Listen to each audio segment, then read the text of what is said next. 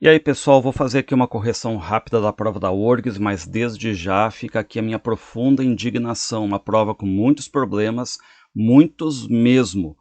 Vamos aqui à resolução baseada no gabarito da URGS. Eu estou muito indignado com essa prova, meu Deus do céu.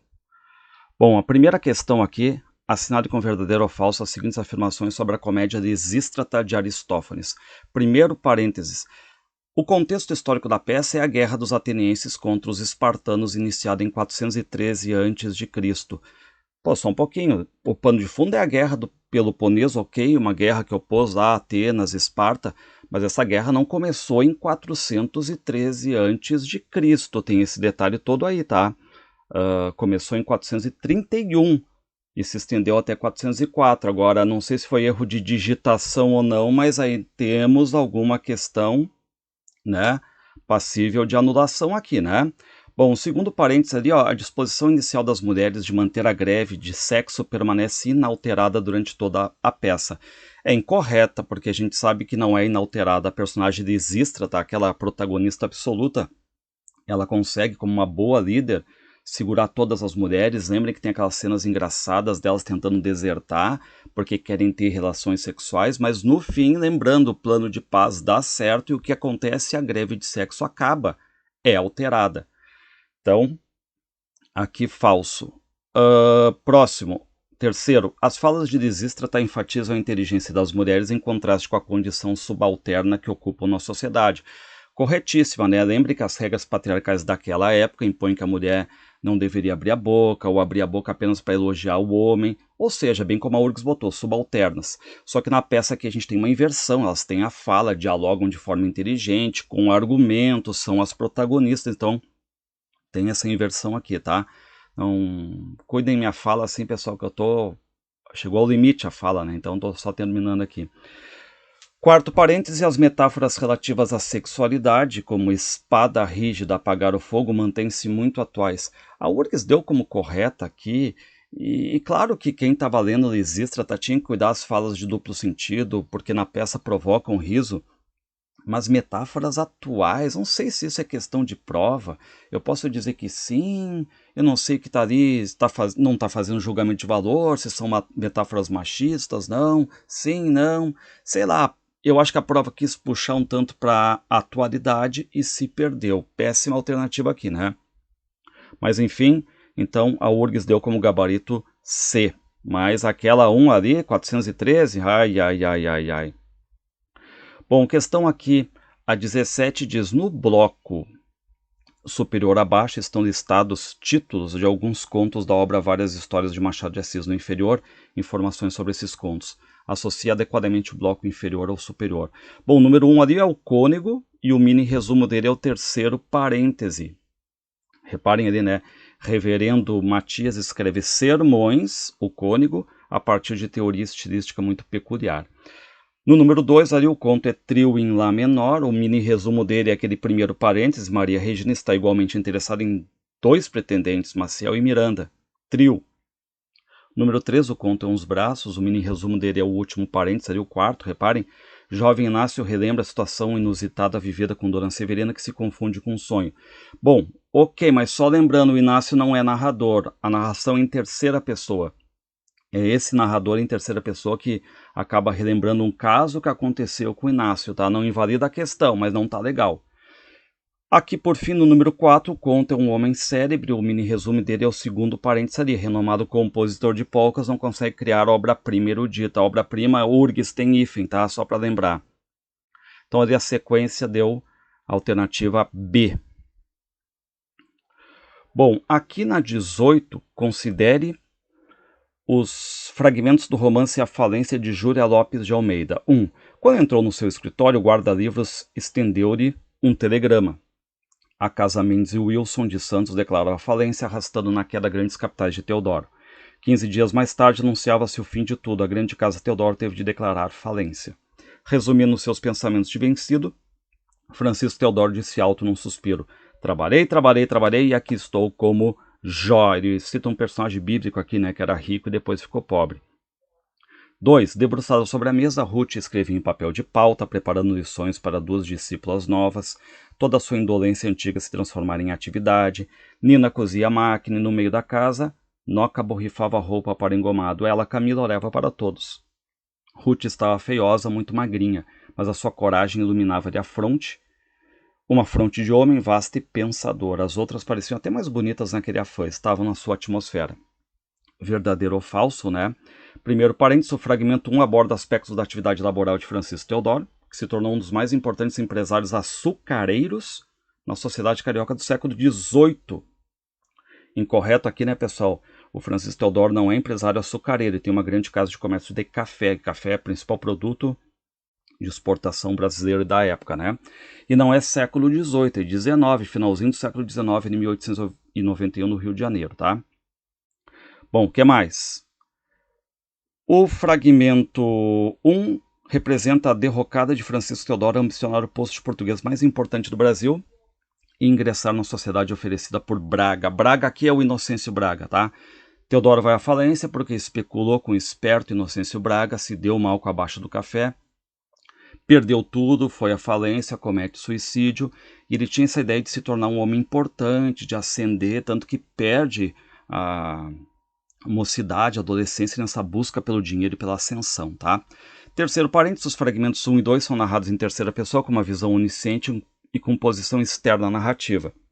Correto como um bom narrador um narrador real naturalista, né?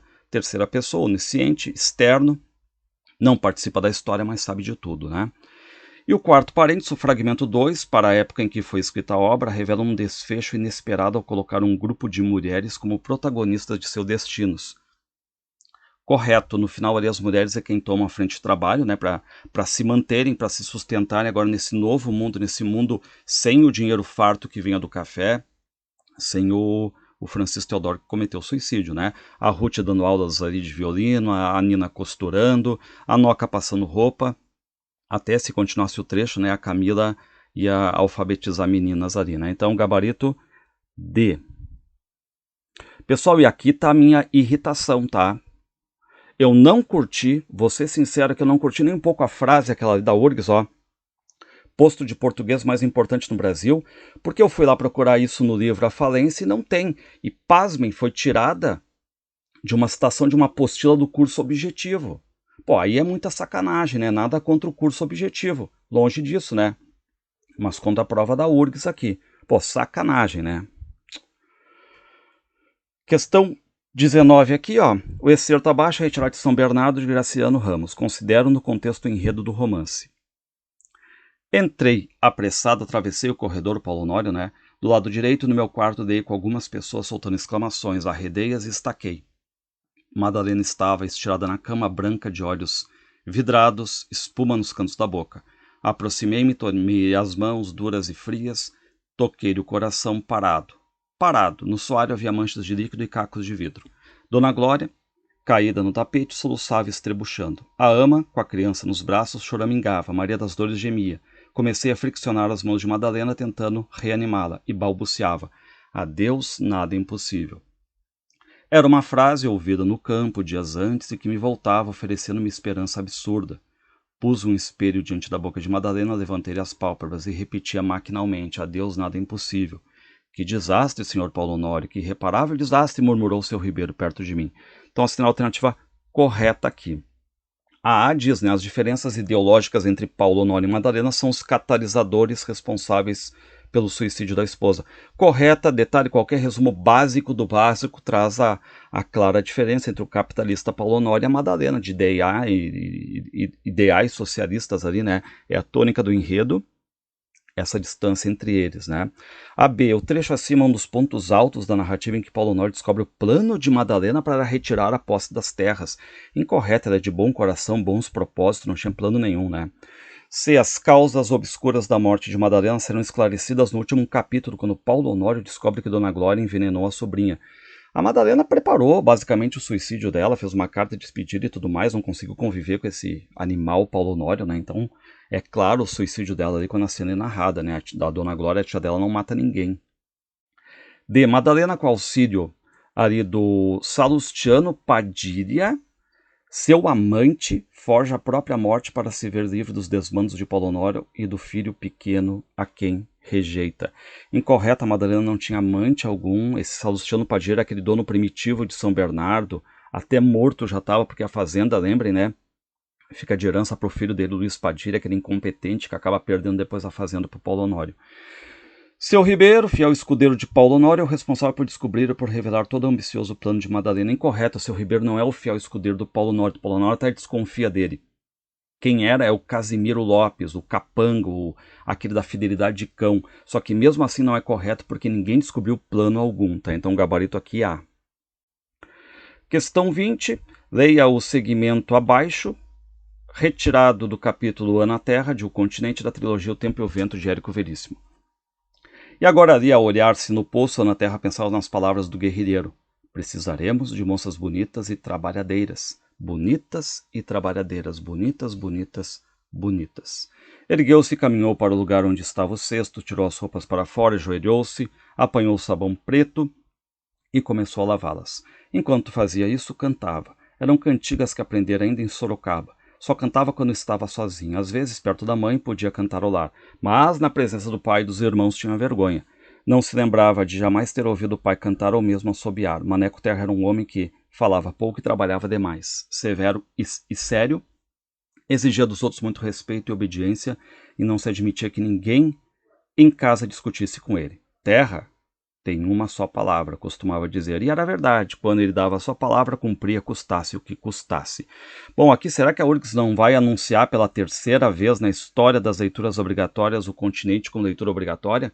Porque sempre teve um romance de 30, né? O São Bernardo está saindo.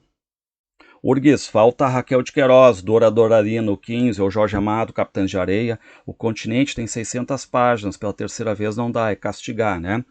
Bom, considere as afirmações aqui sobre o segmento. Sobre o segmento, o romance mostra as condições precárias de vida em um rancho isolado no interior do Rio Grande do Sul. Pessoal, nesse segmento não tem nada disso. A URGS deu o gabarito como E correta, mas, enfim, está dizendo sobre o romance. A família da Ana Terra vive num fim de mundo onde não passa ninguém. Aliás, a Ana Terra faz até a referência ali. É o personagem histórico Rafael Pinto Bandeira, que um dia passou ali pela estância onde a família mora, né? Fez elogios à Ana Terra, deixou o Maneco Terra irritado, o pai, né? Agora, não sei se precárias é o melhor termo ali, né? Por quê? Porque eles moram realmente numa espécie de fim do mundo, numa estância, ela tá todo momento querendo sair dali, ter vida, como ela diz, né? Porque os irmãos, ok, né? Os irmãos vão lá, enfim, vão para Rio Pardo, dançam, namoram, mas ela não, ela é a menina na bolha, né? Eles vivem ali numa estância, num rancho coberto de palha, parede de barro, mas tem gado, tem carne, tem água, tem leite, tem lavoura, tem frutas, tem verduras. Então não sei se precárias é o melhor termo, tá? E ali diz que a questão se refere ao segmento que nós lemos e traz algo fora do segmento, que são as condições de vida retratadas no romance aqui, O Tempo e o Vento. Não no segmento.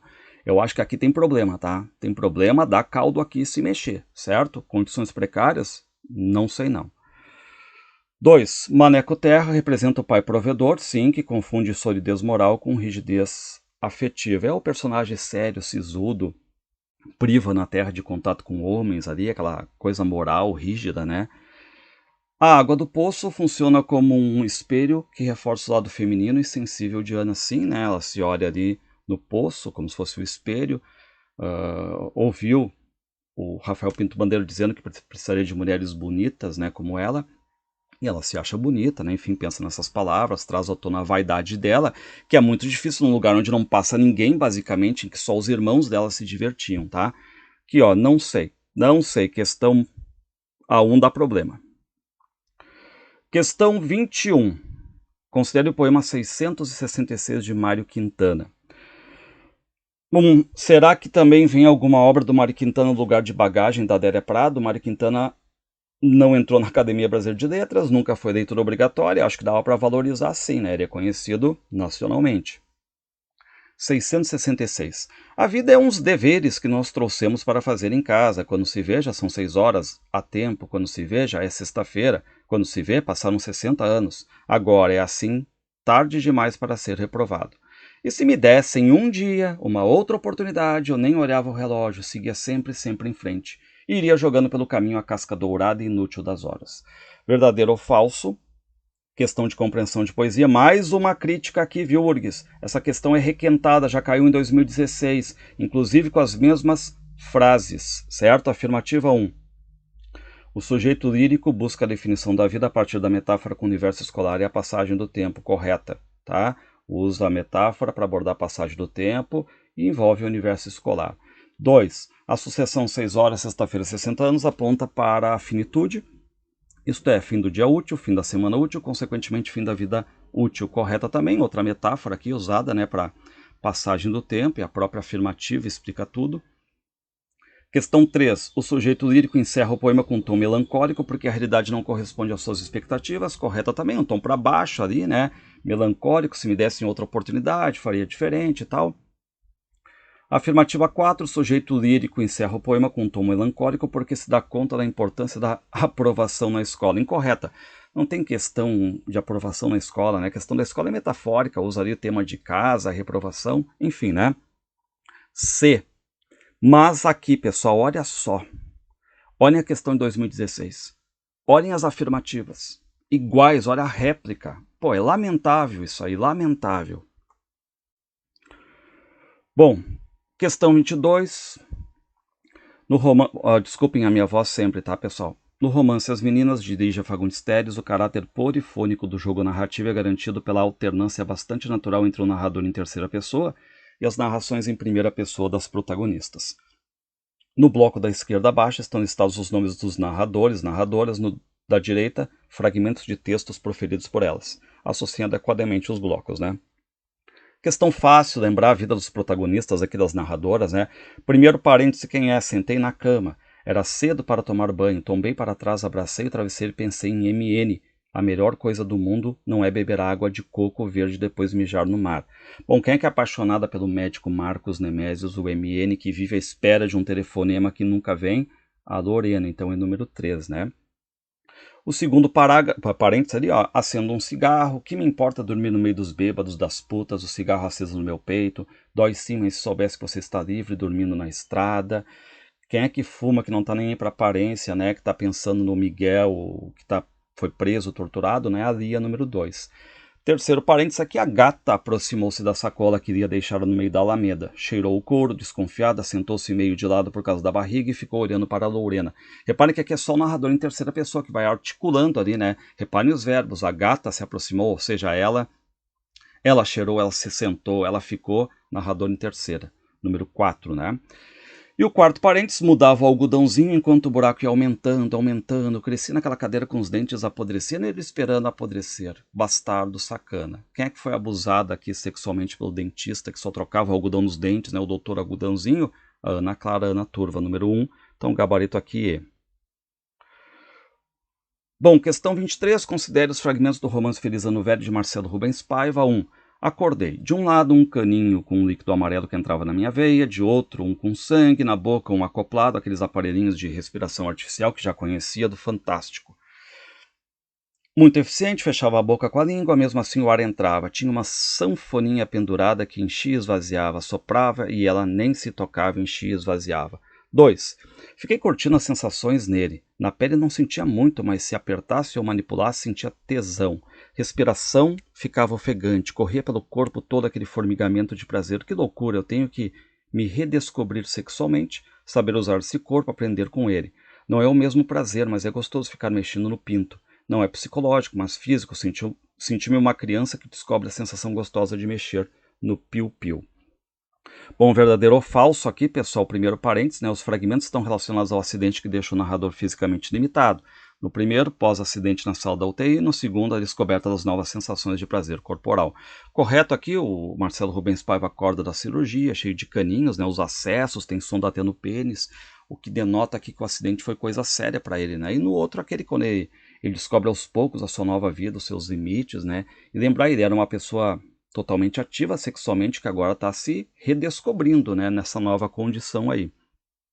Segundo os dois fragmentos desse relato memorialístico, caracterizados por frases rebuscadas, barroco, e bastante elaboradas, apontam para momentos distintos de descoberta corporal incorreta, nem precisava colocar trechos ali, né? Um dos destaques dessa obra é a linguagem simples, não tem frase rebuscada, não tem frase elaborada, linguagem direta, frases curtas, usa piu-piu, gírias, né? Terceiro parênteses, a descoberta do prazer físico, sobretudo sexual, compõe um universo da absoluta novidade no enredo.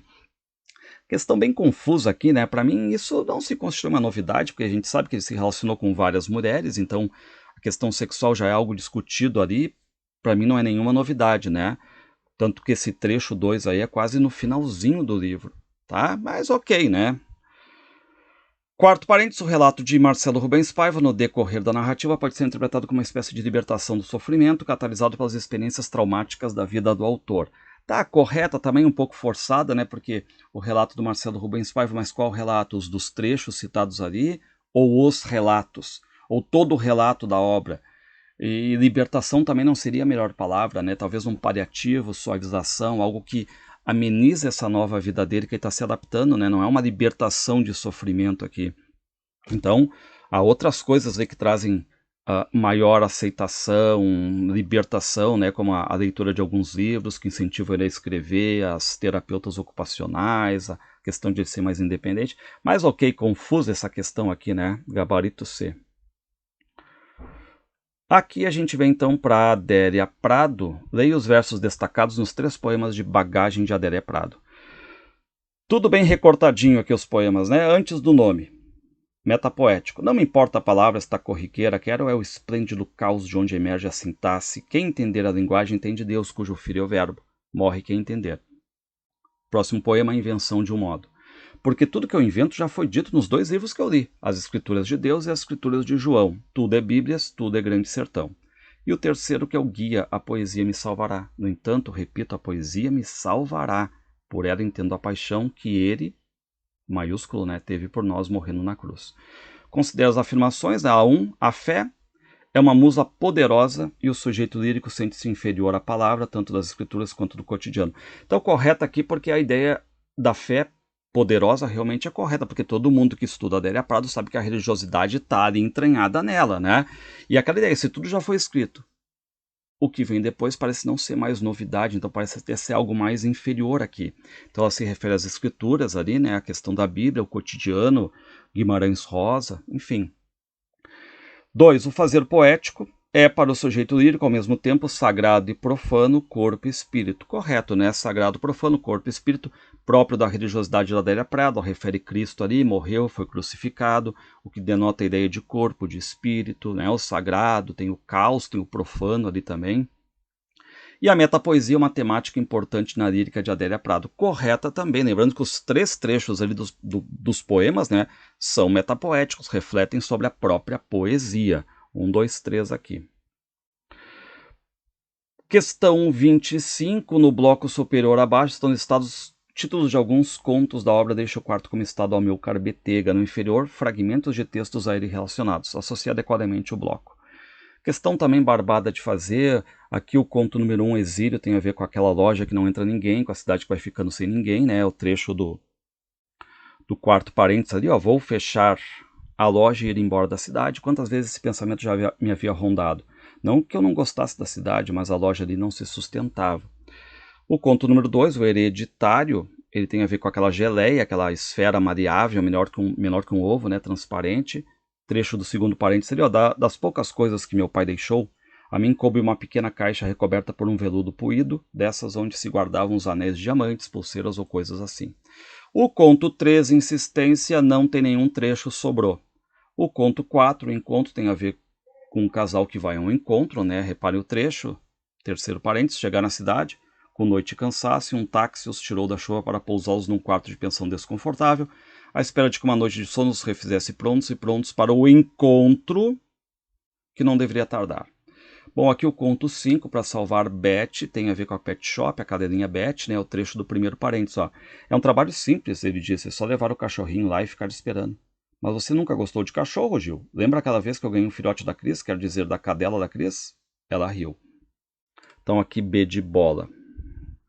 Questão 26, afirmações sobre a canção Minha História, Jesus Bambino, do álbum Construção de Chico Buarque. Orgizó faltou acento grave no U de Jesus. tá? Eu botei ali para vocês. Afirmativa 1.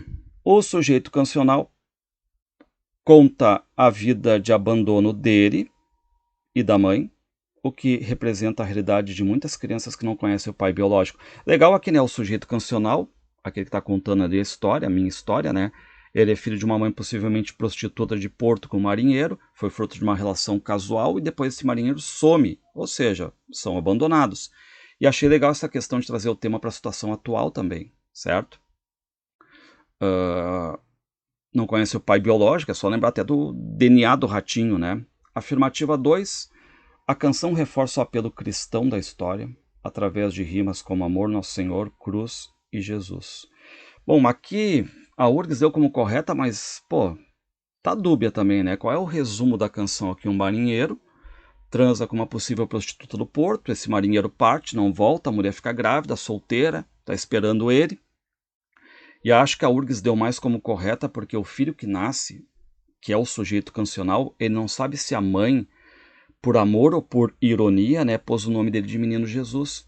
Ou seja, se por amor, um nome sagrado, bem coisa de mãe, né? Ou por ironia, também dentro daquela ideia de, enfim, não saber quem é o pai, e alguns dizem, é filho do Espírito Santo, aquela coisa toda, né?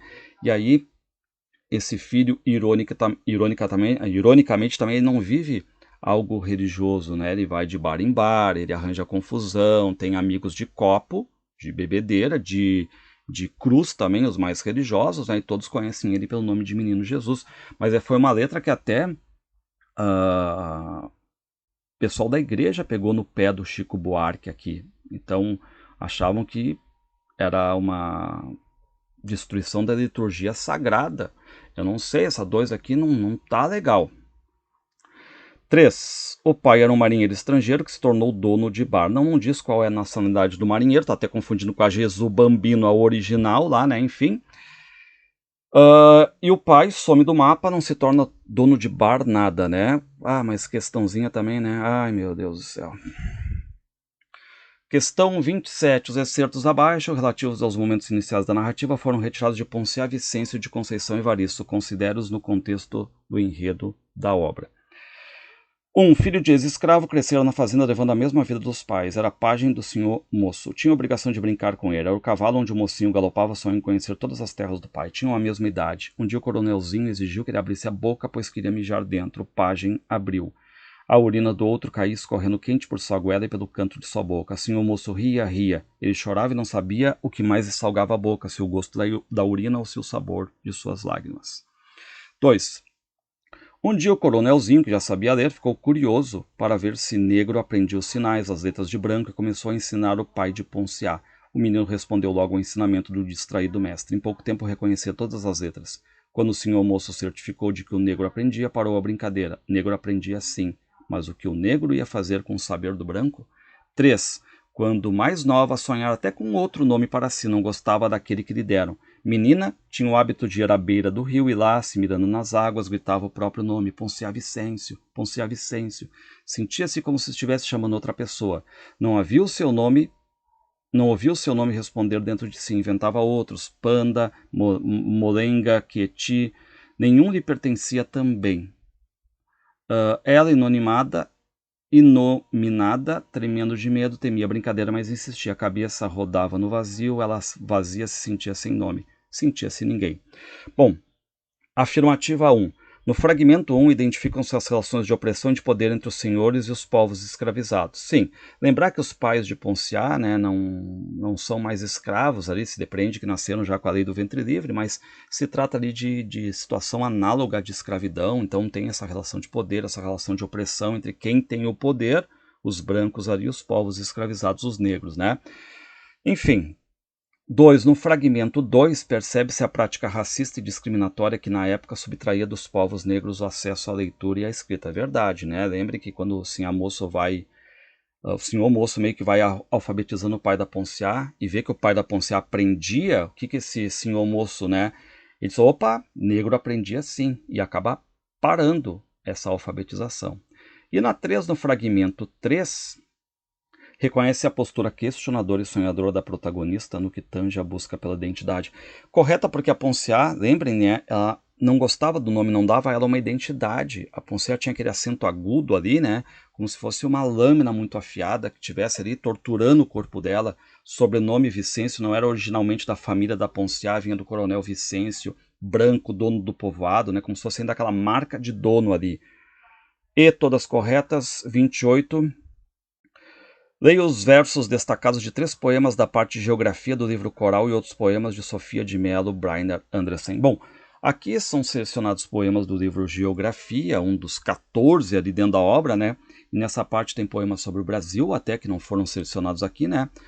Deixou um trechinho aqui da Ingrina, que é uma praia no Algarve, em Portugal. O grito da cigarra ergue à tarde, a seu cimo e o perfume do orégano, né? Invade a felicidade, em português de Portugal. Eu me perdi. Eu me busquei no vento e me encontrei no mar, e nunca um navio da costa se afastou sem me levar. Então essa união, né, com a natureza, da transparência. Senhor, libertar-nos do jogo perigoso da transparência. No fundo do mar da nossa alma não há corais nem búzios, mas sufocado sonho. Tá? Questão 1. A poesia de Sofia está profundamente marcada pelo contato com a natureza, muito especialmente com o mar. Correto, é certo que ia cair alguma relação da Sofia com o mar, né? Perpassa toda a obra dela. 2. Sofia recupera fatos históricos e míticos através de longos poemas épicos repletos de elogios às figuras célebres. Incorreta, na poesia da Sofia não há o objetivo épico. São poemas mais breves, curtos, ela preza pela concisão também, lembrando, né? Incorreta aqui. O olhar do sujeito lírico revela a dupla dimensão que parte das pequenas coisas, passa pela paisagem e se une ao todo, revelando a importância da existência. Correta, realmente ela parte de coisas simples, como o grito da cigarra, o perfume do orégano, o vento, o mar, e o eu lírico vai se unindo a tudo isso, o gabarito D. 29. Considere o excerto abaixo, extraído de Caderno de Memórias Coloniais de Isabela Figueiredo. As pretas não eram sérias, as pretas tinham a cona larga, as pretas gemiam alto porque as cadelas gostavam daquilo, não valiam nada. As brancas eram mulheres sérias. Que ameaça constituía para elas uma negra? Que diferença havia entre uma negra e uma coelha?